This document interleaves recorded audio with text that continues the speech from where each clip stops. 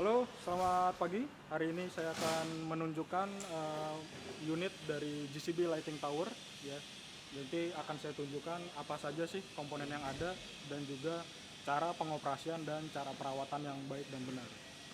Oke, di sini GCB Lighting Tower ya. Dari namanya saja Lighting Tower, jadi menara pencahayaan, ya.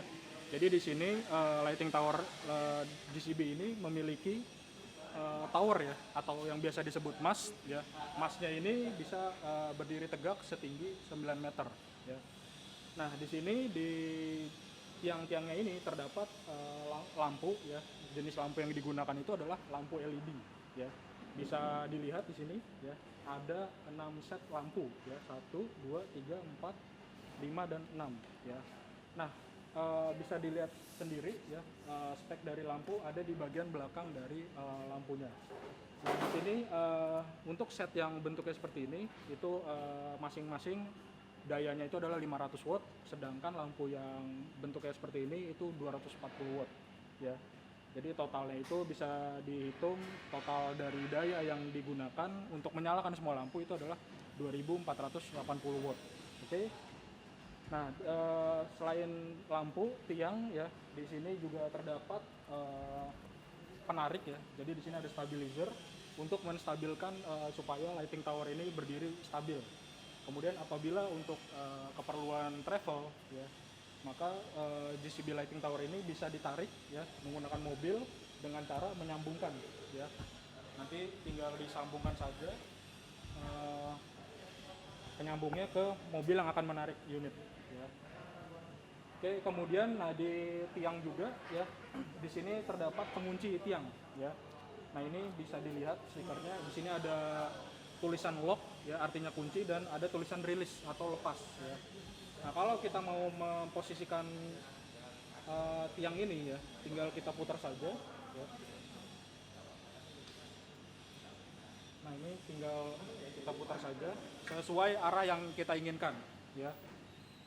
Kemudian apabila arah yang sudah kita inginkan sesuai, maka tinggal kita kunci saja. Ya, kita kunci supaya si tiang ini tidak berotasi atau berputar. Oke, selanjutnya saya akan menunjukkan komponen-komponen yang lain ya. Nah, di sini bagian dari kontrol ya. Nah, di sini bagian kontrolnya memiliki banyak tombol ya. Nanti akan saya tunjukkan satu persatu ya. Nah, di sini menggunakan kontrol KS2 Plus. Kemudian di sini ada MCB, ada selector switch ya untuk memilih manual auto. Kemudian ada selector switch satunya lagi ini untuk memilih pilihan apakah si GCB ini mau menjadi genset untuk menyalakan lampu maupun dia menerima daya dari luar ya. Kemudian nah si GCB LT9 ini dia menggunakan hidrolik ya sebagai penggerak tiang supaya berdiri tegak ya. Nah, di sini ada tombol atas atau bawah. Tinggal dipencet saja ya. Ini ada tombol atas untuk menegakkan dan tombol bawah untuk menurunkan. Nah, kemudian di sini ada 3 soket ya. 2 soket yang di atas ini untuk output dari si GCB apabila ingin digunakan sebagai sumber tegangan ya. Misalnya di site ya, kita butuh sumber listrik. Nah, GCB ini juga berfungsi sebagai generator ya. Selain itu juga di sini ada dua ya, ada 2 soket output, ada juga 1 soket input ya. Jadi soket input ini berfungsi digunakan untuk apabila ya kita mau menggunakan lampunya tanpa menyalakan generatornya. Jadi ada input dari luar disambungkan ke soket input, maka si lampu dari lighting tower ini bisa menyala. Ya, kemudian di bagian sini ya, di sisi sebelah sini tinggal kita buka. Nah, di sini bisa kita lihat ya komponen dari engine ya. Di sini ada terdiri dari engine ya, dari engine kemudian ada alternator ya yang nantinya akan membangkitkan tegangan dan bisa menyalakan lampu LED ya. Nanti di bagian engine mungkin nanti kita akan lebih bahas lebih banyak di bagian perawatan ya. Apa saja sih yang harus dilakukan perawatan di engine maupun alternator dan lain-lain. Oke, kemudian eh, di atas ya, di atas di sini ada tempat pengisian ya. Nah, yang pertama ini adalah tempat pengisian coolant. Nah, di sini ada tutup ya, tutup tangki radiator. Nah, ini di sini ya kelihatan. Kemudian di sebelah sini untuk mengisi bahan bakar ya. Nah, di sini sebelah sini untuk mengisi bahan bakar solar. Ya, jadi secara umum ya kurang lebih itu adalah komponen-komponen yang ada di GCB Lighting Tower LT9. Oke, di body ya, bisa dibilang body dari GCB Lighting Tower ini terdapat beberapa stiker peringatan ya. Nah, yang pertama mau saya tunjukkan itu adalah ini ya. Nah, di sini ada peringatan ya. Peringatan apa sih ya? Nah, di sini ada peringatan jangan memindahkan unit GCB Lighting Tower ini dalam keadaan tiangnya ini dalam keadaan tegak sepenuhnya ya.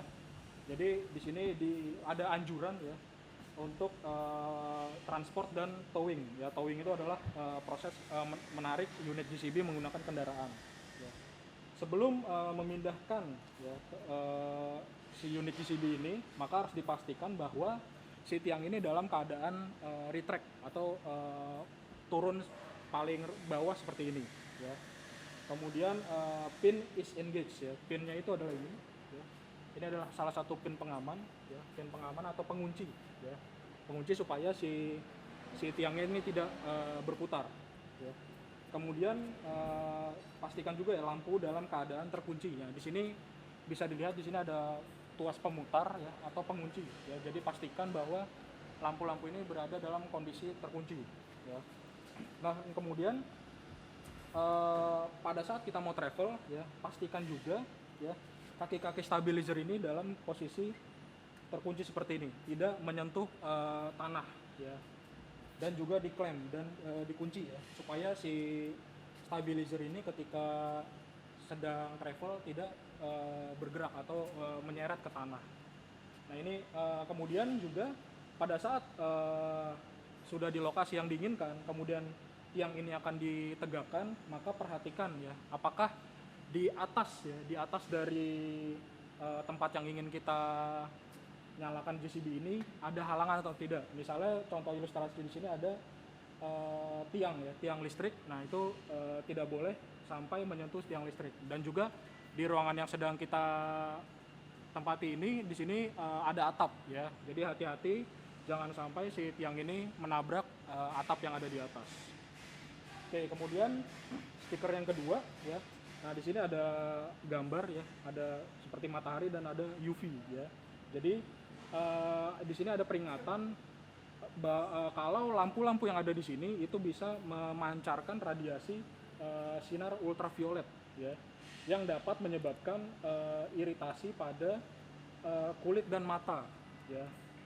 Jadi harap hati-hati ketika kita sedang terpapar oleh lampu GCB Lighting Tower ini karena memiliki radiasi sinar ultraviolet. Oke, kemudian di sini juga ada stiker ya. Di sini ada stiker untuk pengoperasian dari unit GCB Lighting Tower LT9 ya. Nanti bisa dibaca, nanti mungkin akan dibahas lebih lanjut di bagian operasional ya. Apa saja yang harus diperiksa terlebih dahulu, langkah-langkah penyalaannya seperti apa bisa dilihat di stiker ini ya. Kemudian di bagian belakang ya. Nah, di sini ada lampu petunjuk, stiker petunjuk ya. Berapa kebisingan yang dihasilkan oleh lighting tower GCB LT9 ini ya. Di sini ditulis 87 desibel. Kemudian di atasnya juga terdapat tombol emergency ya, emergency stop ya, yang bisa digunakan untuk menghentikan unit ya ketika dalam keadaan emergency ya. Ketika keadaan emergency, tekan tombol emergency, maka unit akan berhenti beroperasi. Dan kemudian di belakang, bagian belakang juga ya, di sini terdapat lampu ya. Jadi ketika nanti sedang travel, nanti lampu ini akan menyala ya, supaya kendaraan yang ada di balik atau di belakang dari unit ini bisa melihat ya. Misalnya mau belok, nanti ada sen juga ya, mau sen kiri, mau sen kanan, seperti itu. Sekarang saya akan menunjukkan bagaimana cara mengoperasikan dari unit GCB Lighting Tower ini. Tapi sebelumnya, sebelum mengoperasikan unit GCB Lighting Tower ini, ada beberapa hal yang harus diperhatikan, ya. Yaitu pertama ya, sebelum menyalakan, ya, pastikan ya kaki-kaki ini berada dalam kondisi yang stabil, ya. Nah ini ada kaki depan, nah di sini sebenarnya ada yang di belakang, tapi ini belum dipasang, ya. Pertama kita stabilkan dulu, ya. Kita stabilkan unit supaya tidak goyang, ya. Cara supaya tahu bagaimana apakah si unit ini sudah stabil atau belum bisa dilihat di sini, ya. Jadi di sini ada water pass, ya. Jadi bisa dilihat ya gelembungnya harus berada di tengah lingkaran ini. Ya, ketika sudah berada di tengah lingkaran, ini menandakan bahwa unitnya sudah berada dalam kondisi yang stabil, ya.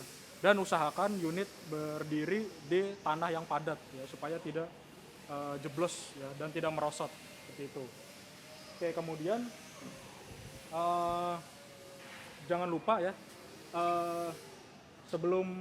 sebelum kita menaikkan tiangnya, ya, kita arahkan dulu lampu sesuai dengan arah yang kita inginkan, ya. Cara mengarahkannya mudah, ya.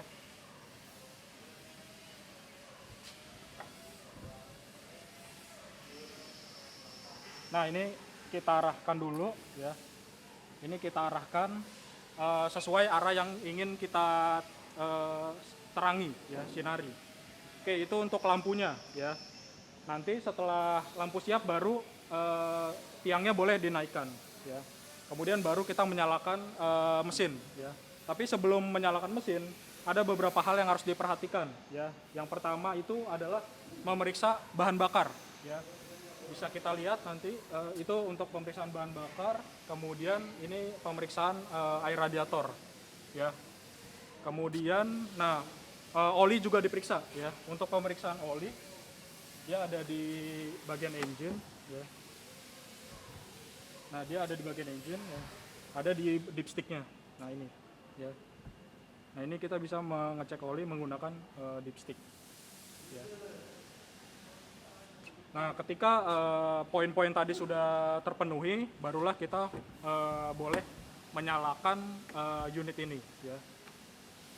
Kemudian sebelum kita menaikkan tiangnya ini, ya, pastikan bahwa di atasnya itu tidak ada penghalang, ya. Contohnya tadi misalnya ada tiang listrik atau mungkin genteng seperti ini, ya. Usahakan jangan sampai menabrak karena bisa merusak unitnya.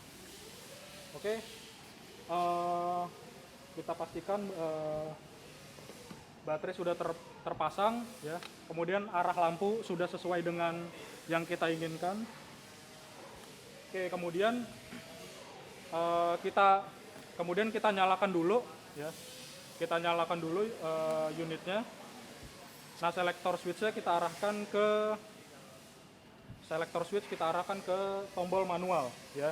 Selektor switch kita arahkan ke tombol manual, kemudian barulah kita angkat tiangnya.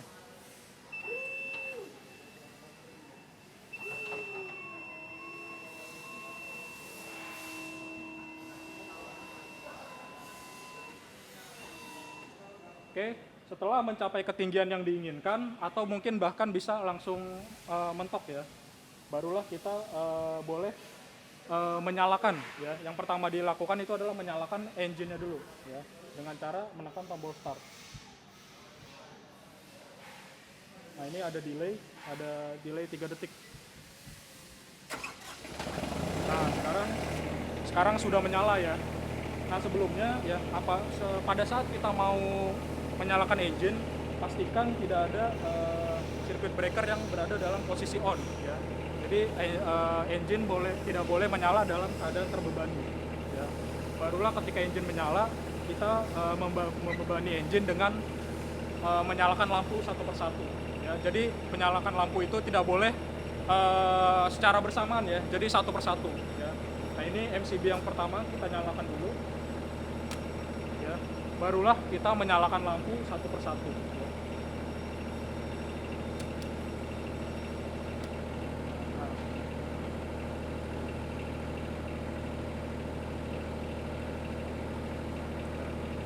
Nah ini, ya, ini lampu,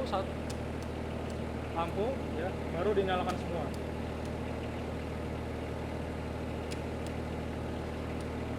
Oke, nah itu untuk menyalakan lampu. Nah ini untuk yang soket ya, 2 MCB ini untuk soket. Oke, kemudian tadi kalau mau mengarahkan ya, pada saat kita putar itu jangan lupa dikunci ya. Jadi misalnya mau saya arahkan ya, maaf ini, nah ini ada penguncinya, ada lock, ada release ya. Kita release dulu, baru lampunya kita arahkan ke tempat yang ingin diterangi ya. Baru misalnya arahnya sudah sesuai, barulah kita kunci ya. Jadi tiangnya akan tetap stabil dan diam ya. Seperti itu. Oke.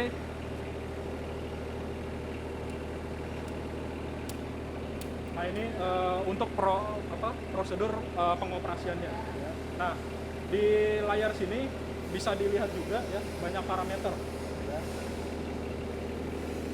Nah itu ada parameter kecepatan ya, parameter fuel level ya, ada 18%, dan tegangan baterai. Nah dayanya berapa ya, 2 kW dan lain-lain ya. Dan parameter-parameter ini tidak perlu disetting kalau memang tidak perlu. Itu untuk prosedur pengoperasian. Oke, tadi sudah ditunjukkan ya prosedur menyalakan GCB Lighting Tower ini. Nah sekarang bagaimana sih prosedur untuk mematikan dan merapikan kembali ya. Nah untuk mematikan ya, pastikan beban-bebannya ini ya, lampu-lampu ini dimatikan satu persatu ya. Seperti ini ya.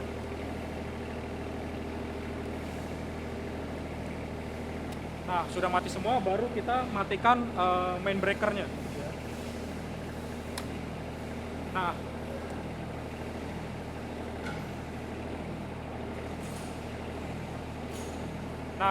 jadi lampunya ini harus dalam keadaan mati ya, pada saat tiangnya sedang diturunkan.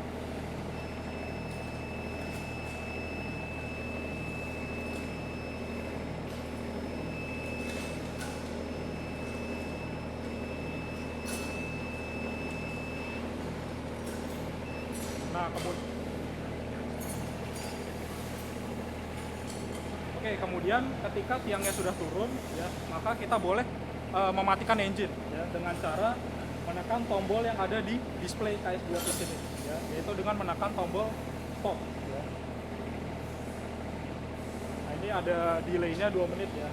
Nah untuk mematikan secara normal kita bisa menekan tombol stop ya. Apabila engine pada saat sedang beroperasi mengalami gangguan, kita bisa menghentikan engine dengan cara menekan tombol emergency stop yang ada di bagian belakang ya. Jadi kalau memang emergency bisa menekan tombol ini kalau keadaannya sedang darurat ya.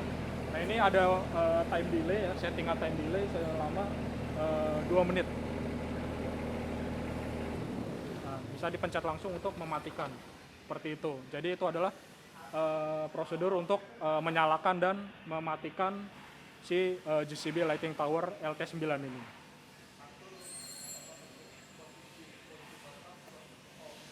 Nah, tadi ya pada saat kita menyalakan kita mengarahkan ke posisi manual. Pada saat sudah mati, kembalikan ke selector switch dari posisi manual ke posisi 0. Dan proses mematikannya sudah selesai. Oke, saya sekarang akan menunjukkan apa saja sih yang harus dilakukan pada saat maintenance ya. Jadi untuk maintenance GCB Lighting Tower sendiri terdiri dari beberapa periode ya, dari periode harian, periode 10 jam, 50 jam, kemudian 100 jam, 250 jam, 500, 1000 dan 2000 jam ya, 2000 jam. Nah, untuk yang periode harian ya, untuk periode harian itu harian atau 10 jam ya. Yang perlu diperiksa apa aja itu ada di sini. Nah, di sini ada di stiker ada ya, initial check. Jadi hal-hal apa saja yang harus diperiksa pada saat kita mau sebelum mengoperasikan Lighting Tower GCB ini ya. Itu ada cek fuel level atau mengecek level bahan bakar, kemudian cek engine oil level atau cek level oli, kemudian ada cek coolant level atau level air radiator, dan make sure aux supply ya, switch-nya ini berada dalam posisi off ya. Nah, kita lihat dulu dari pertama, untuk melihat fuel level kita bisa memeriksa di kontrol ya. Nah, di kontrol nanti kelihatan berapa banyak sih bahan bakar yang tersedia di dalam tangki. Nah, ini bisa dilihat ya. Ini ada gambar pompa pengisian bahan bakar. Nah, di sini terbaca 18% ya. Artinya jumlah bahan bakar yang ada di dalam tangki itu sebanyak 18% ya. Kemudian pemeriksaan level oli ya. Pemeriksaan level oli ya, kita bisa memeriksa menggunakan komponen yang namanya dipstick ya, seperti ini ya.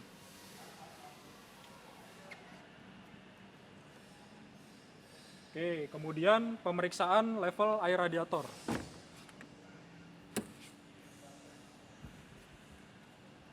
Nah, untuk pemeriksaan air radiator harap hati-hati apabila kita mengecek setelah unit nyala. Kenapa? Karena di sini tekanannya masih tinggi ya, bahaya kalau air radiator sampai menyembur. Nah, ini ya agak panas karena tadi baru dinyalakan. Nah, itu bisa dilihat ya, kondisinya air radiator masih cukup ya, masih kelihatan seperti itu.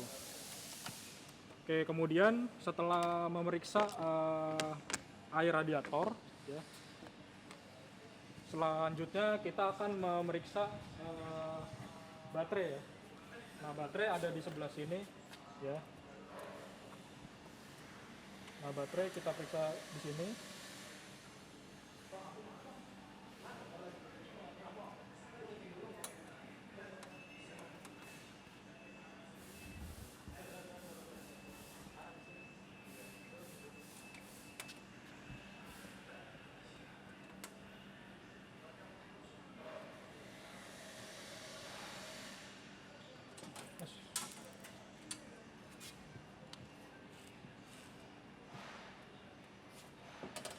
Nah, ini selanjutnya kita memeriksa baterai ya.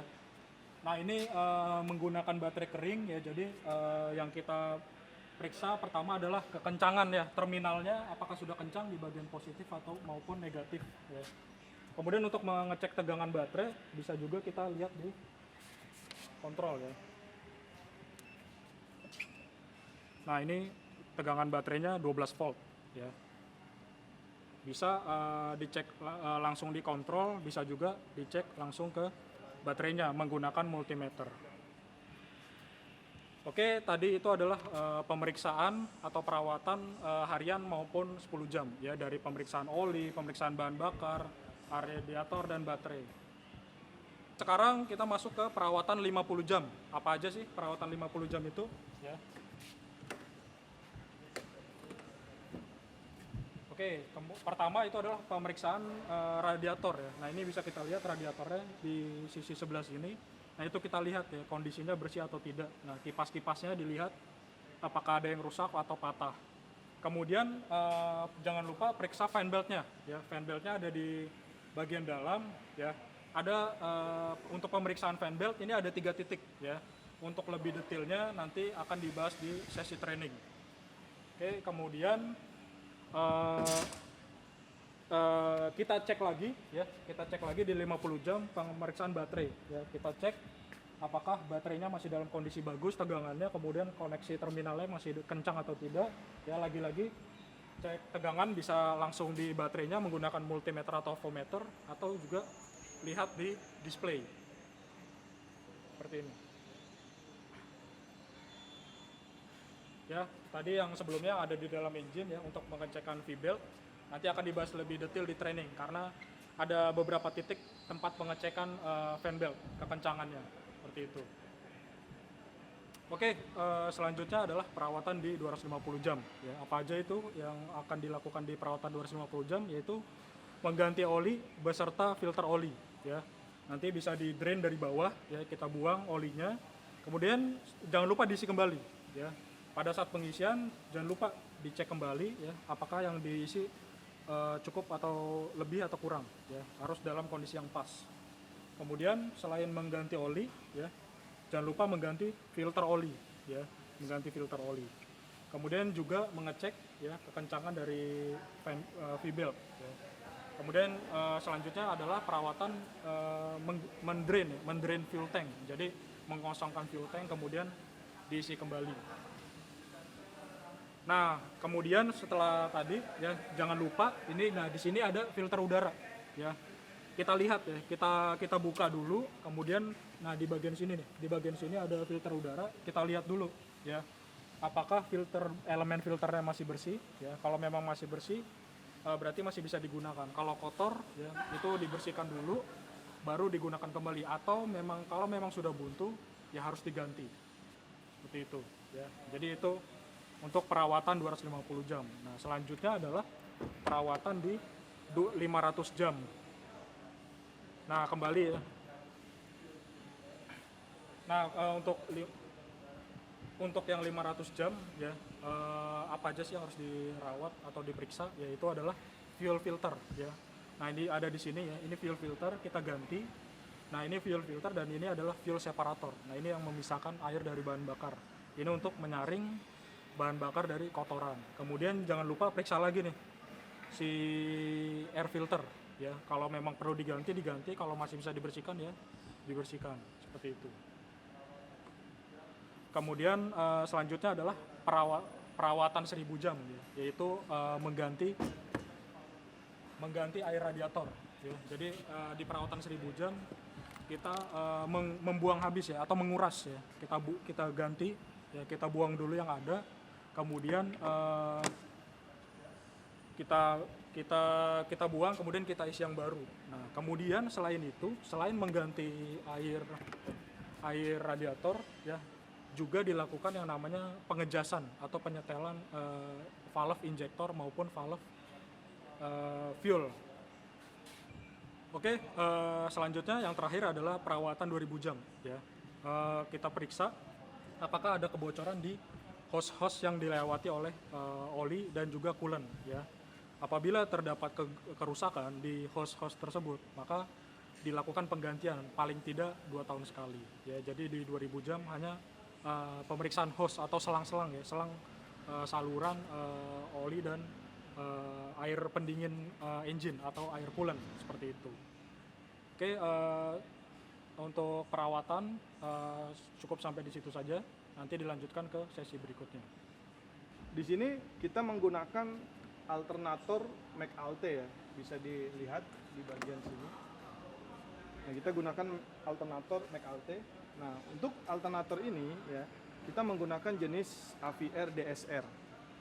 Nah, AVR DSR ini bisa kita setting ya menggunakan program, yaitu dengan cara nanti kita hubungkan dengan converter ya, dan kita hubungkan dengan PC. Nah, AVR DSR yang kita gunakan bisa kita lihat pada bagian controller ya, bagian menu panel di sini. Bagian menu panel. Nah, ini adalah AVR DSR yang sama ya. Di sini dihubungkan dengan converter. Kemudian kita hubungkan dengan USB yang ada di laptop ya. Nah, di sini bisa kita lihat ya. Di bagian LCD laptop, di sini kita buka program DXR ya. Ini adalah program untuk setting AVR yang dimiliki oleh McAlte ya. Jadi DSR terminal. Nah, ini bisa di-download nanti di website McAlte-nya itu sendiri ya. Nanti dipilih DXR terminal. Ini saya pakai versi 1.3. Nah, di sini ya, kita bisa memonitoring, kemudian setting, adjusting dan lain sebagainya. Nah, saya akan coba mengkoneksikan antara software DXR ini dengan controller ya. Nah, sebelumnya di software DXR pertama pastikan dulu bahwa controller yang ingin kita hubungkan dengan laptop harus terhubung dengan baterai ya, atau tersupply. Nah, di sini tinggal kita klik connect ya, untuk mengkoneksikan antara PC dengan AVR. Kita konekkan, klik connect. Nah, maka di situ ada indikator ya, lampu yang menyala. Nah, di sini ya, sekarang untuk memonitor parameter kita bisa lakukan start ya pada engine. Nah, ini akan saya lakukan start terlebih dahulu agar parameternya bisa terlihat ya. Ini sekarang kita lakukan start.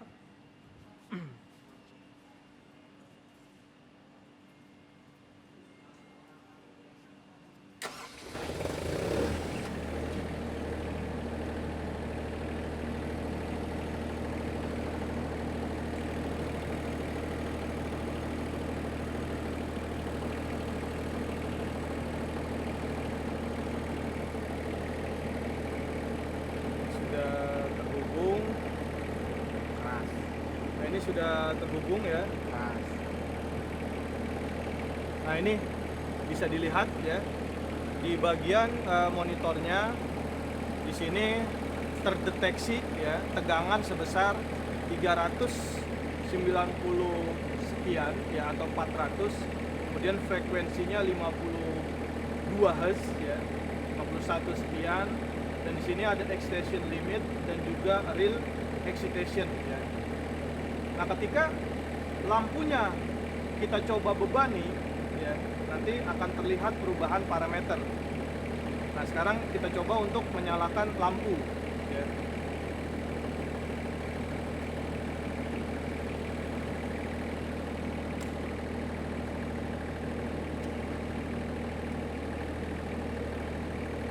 Ya, ini kita sudah menyalakan satu lampu, dua lampu.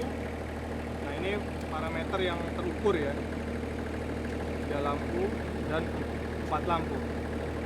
Nah, di satu sisi kita memonitoring ya menggunakan laptop, di satu sisi kita juga bisa mengukur eksitasi dari generator ya.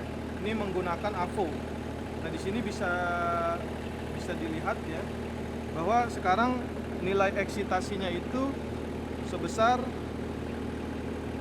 Nah, ini adalah pengukuran secara manual ya, menggunakan multimeter untuk mengukur nilai eksitasi yang disuplai oleh generator. Nah, di sini dalam keadaan tanpa beban ya, terlihat nilai eksitasinya seperti ini. Nah, baru sekarang kita nyalakan bebannya satu persatu ya.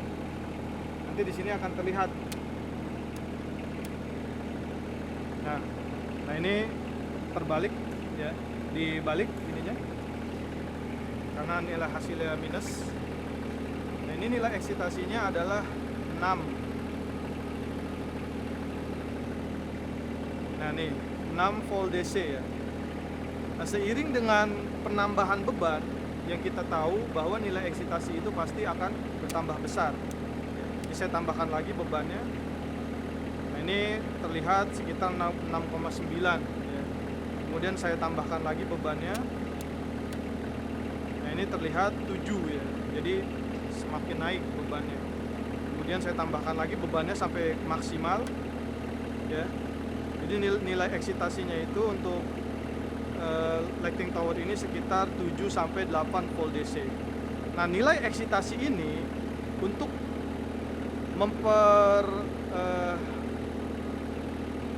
jadi nilai eksitasinya ini ya, kemudian kita turunkan lagi bebannya, maka dia akan turun ya.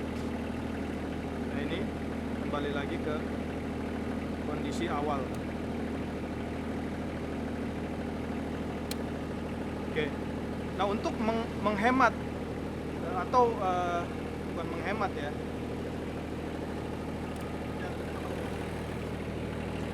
Nah, supaya generatornya itu tidak cepat terbakar, maka nilai eksitasinya itu bisa kita setting di sini ya. Kita setting. Kita pilih setting, kemudian kita pilih advance.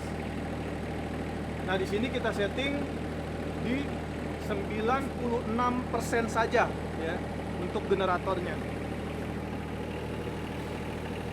Jadi kita setting di 96% saja. Jadi untuk membuat agar si generator itu tidak cepat rusak. Ya, salah satunya itu. Nah, kemudian dengan menggunakan software ini kita juga bisa mengambil data ya.